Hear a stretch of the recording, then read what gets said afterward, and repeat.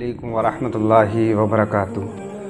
सबसे पहले मैं आपको रमज़ान मुबारक की मुबारकबाद देता हूँ और उसके बाद आपको रमज़ान के बारे में कुछ अहादीस बताऊँगा कि रमज़ान मुबारक में जब रमज़ान का महीना शुरू होता है तो क्या क्या होता है। जो रसूलुल्लाह सल्लल्लाहु अलैहि वसल्लम ने हमें बताई हैं वो चीज़ें वो मैं आपको बताऊँगा। और रमज़ान का महीना आपके लिए बहुत अच्छी चीज़ है अपने आप को बख्शवा लेने के लिए और अपने अमाल अच्छे करने के लिए।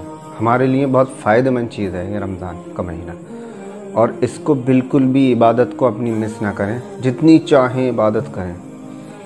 और इन इख्तलाफ़ों में ना पढ़ें कि मुझे तरावी 8 पढ़ना है या 20 पढ़ना है, कुछ नहीं। आप 40 पढ़ें तरावी या 20 पढ़ें या 30 पढ़ें या 8 पढ़ें। वाकई में सुन्नत तो यही है कि 8 पढ़ा करते थे मोहम्मद सल्लल्लाहु अलैहि वसल्लम और 3 वितर मिलाकर 11 रकात पढ़ा करते थे क़यामुल लैल की। तरावी नाम इसका बाद में पड़ा, लेकिन रसूलुल्लाह सल्लल्लाहु अलैहि वसल्लम के टाइम में इसका नाम था क़यामुल लैल। और रसूलुल्लाह सल्लल्लाहु अलैहि वसल्लम ये नमाज रात के वक्त पढ़ा करते थे, आखिरी तिहाई हिस्से में। तो इसके ऊपर भी हदीस है, वो मैं रेफरेंस लगा दूँगा। पूरी हदीस डिटेल से नहीं बता रहा हूँ मैं, बस मैं इतना इशारा दे दूँगा और रेफरेंस लगा दूँगा, तो आप खुद पढ़ सकते हैं। तो अब आप फ़ज़ाइल सुने। तो सबसे पहली हदीस ये है कि रसूलुल्लाह सल्लल्लाहु अलैहि वसल्लम ने फरमाया कि इस्लाम की बुनियाद 5 चीज़ों पर है। सबसे पहले गवाही देना कि अल्लाह के सिवा कोई माबूद पर हक़ नहीं है। उसके बाद रसूलुल्लाह सल्लल्लाहु अलैहि वसल्लम अल्लाह के बंदे और रसूल हैं। उसके बाद नमाज़ पढ़ना, ज़कात देना, हज करना और रमज़ान के रोज़े रखना। तो इस हदीस में ये चीज़ें आई हैं कि रमज़ान के रोज़े रखना भी इस्लाम की एक बुनियाद है। तो रमज़ान के रोज़े ना छोड़ें बिल्कुल भी। ये बहुत अच्छा तरीका है जन्नत में जाने का, जब हमारे बीच में रमज़ान आ जाए। और बहुत बड़ी बात है, अल्लाह का शुक्र अदा करें कि हम इस रमज़ानों में भी ज़िंदा हैं, क्योंकि कोई नहीं पता क्या हो जाए। अब कुछ लोग ऐसे भी होंगे जो अभी 1-2 दिन पहले रमज़ान का चाँद दिखने से पहले इंतकाल हो चुके होंगे और उनको रमज़ान नसीब नहीं हुआ होगा, और रमज़ान की जो फ़जीलतें हैं वो भी नसीब नहीं होंगी।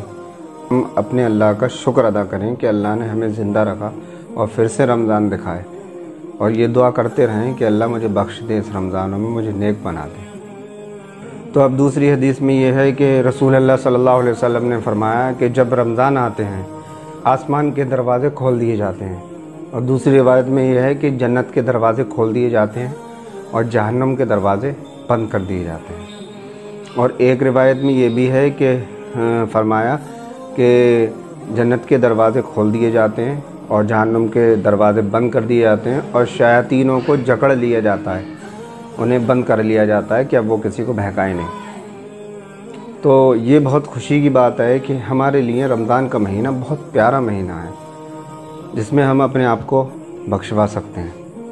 और इसको ज़ाया ना करें बिल्कुल भी, और कुरान का तर्जुमा ज़रूर पढ़ें इसमें, और कुरान का तर्जुमा पढ़कर आप इल्म हासिल करें कि अल्लाह ने हमसे क्या क्या फ़रमाया है।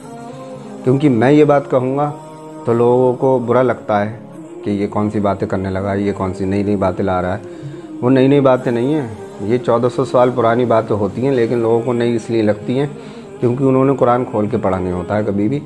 कुरान खानियों में अरबी में बहुत पढ़ा होता है, लेकिन अपने आप से कभी भी कुरान तर्जुमे से नहीं पढ़ा होता है, इसलिए उन्हें ये बातें लगती हैं कि अरे ये कौन सी बात बता है। नहीं, तो आप किसी के बहकावे में ना आएँ, आपको अल्लाह के कुरान को पढ़ना है और वो पढ़ें। तीसरी हदीस सुने आप।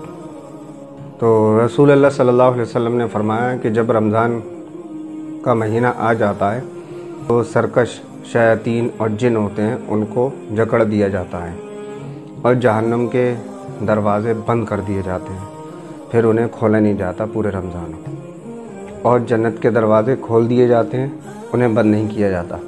और एक ऐलान करने वाला ऐलान करता है कि खैर व भलाई के तालिब आगे बढ़ और शर के तालिब रुक जा। अल्लाह की तरफ से आज़ाद करदा लोग हैं। और हर रात फिर ऐसा ही होता रहता है पूरे रमज़ान में। तो अपने आप को खुश होना चाहिए हम लोगों को। कितनी खुशी की बात है कि जहन्नम के दरवाज़े बंद कर दिए जाते हैं और जन्नत के खोल दिए जाते हैं। جسے چاہیے جنت وہ جا سکتا ہے۔ تو ہمیں ایک کام کرنا چاہیے، اور اللہ نے ہمارے لیے یہ فائدہ بھی رکھا ہے کہ شیطان بند کر دیا جاتا ہے۔ تو شیطانی جو دماغ وسوسے ہوتے ہیں وہ چیز نہیں آتی ہے رمضانوں میں، اللہ کا شکر ہے۔ تو اس پر عمل کریں اور رمضانوں کو ضائع نہ کریں بالکل بھی۔ تو اللہ سے دعا کریں کہ اللہ تعالی ہمیں بخش دے اور اس رمضانوں میں ہمیں پوری طریقے سے عبادت گزار بنا دے، اور ہم اگلی سال تک اسی طرح سے، جس طرح سے رمضانوں میں پابندی کے ساتھ نمازیں پڑھتے ہیں، اسی طرح سے ہم پوری زندگی عبادت کرتے رہیں اللہ کی۔